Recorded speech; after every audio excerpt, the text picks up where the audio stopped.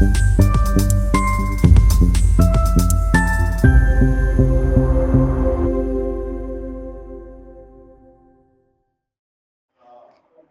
थाना गढ़मुक्तेश्वर पुलिस ने गुमशुदा बच्चे कृष्णा की हत्याकांड का सफल अनावरण करते हुए 3 हत्या आरोपियों को गिरफ्तार किया, जिनके कब्जे निशानदेही से मृतक का लाल रंग का टोपा, एक जोड़ी चप्पल और गले का काला धागा मय लॉकेट बरामद गिरफ्तार किया। अभियुक्त दीपक द्वारा अपने बच्चों के साथ कृष्णा द्वारा की गई मारपीट का बदला लेने के लिए अपनी पत्नी रीना व भाई सोनू के साथ मिलकर की थी कृष्णा की हत्या।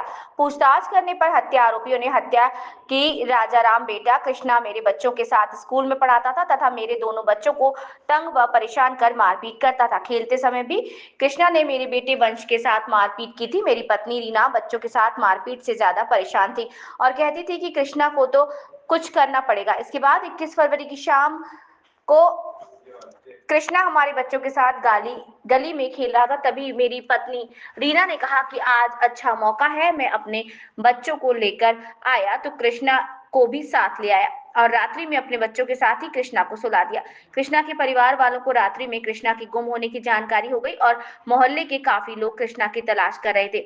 मैंने अपनी पत्नी और भाई के साथ मिलकर कृष्णा का गला दबाकर उसकी हत्या कर दी। पुलिस और मोहल्ले वालों की अधिक सक्रियता के कारण हम शव को हटा नहीं पाए।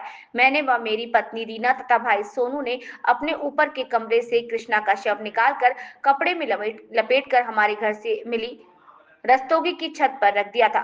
तुरंत हम लोग अपने बच्चों को लेकर घर से निकल गए थे और घर से जाते समय मैं और मेरी पत्नी कृष्णा का टोपा, चप्पल व गले का लॉकेट सड़क पर एक प्लॉट की दीवार के पास झाड़ियों में छुपा गए थे। हापुड़ से जिला प्रभारी कपिल गुर्जर की खास। कितने आरोपी गिरफ्तार हैं और हत्याकांड की मुख्य वजह क्या रही? गढ़मुक्तेश्वर थाना क्षेत्र के मोहल्ला सेगेवाला में एक बच्चे की गुमशुदगी की सूचना मिली थी, जिस पर तत्काल एफआईआर पंजीकृत किया गया था और बच्चे की तलाश में टीमें लगाई गई थी, जिसका गढ़ पुलिस ने अनावरण किया है, जिसमें उसी मोहल्ले के रहने वाले दीपक शर्मा नाम के एक व्यक्ति के घर की छत पर उस बच्चे की डेड बॉडी होने की सूचना थी और पुलिस की तलाशी में वो डेड बॉडी मिली थी। अभियुक्तों में दीपक शर्मा पुत्र रघुवर शर्मा और उसका सोनू पुत्र रघुवर और रीना पत्नी दीपक, इन तीनों की गिरफ्तारी हुई है। पूरे घटनाक्रम का जब तहकीकात किया गया तो पता चला कि जो राजाराम का बेटा कृष्णा जिसकी हत्या हुई है, वो शर्मा के लड़के के साथ कुछ मारपीट करता था।